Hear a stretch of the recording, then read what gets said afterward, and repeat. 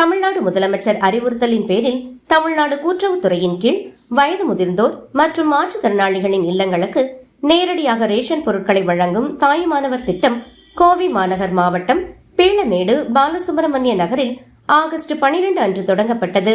இந்த திட்டத்தை மாநகராட்சி கிழக்கு மண்டல தலைவர் லட்சுமி இளஞ்செல்வி கார்த்திக் தொடங்கி வைத்தார்.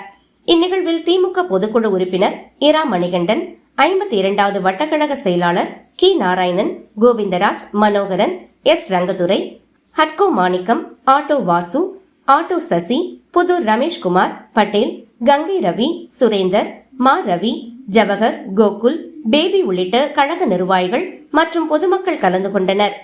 தாயுமானவர் திட்டம் கோவை வடக்கு மாவட்டம் RS புரம் பகுதியில் மாநில மாணவரணி செயலாளர் ராஜீவ்காந்தி, பகுதி கழக செயலாளர் கார்த்திக் கே செல்வராஜ், மாவட்ட திமுக செயலாளர் தொண்டாமுத்தூர் ரவி ஆகியோரால் தொடங்கி வைக்கப்பட்டது.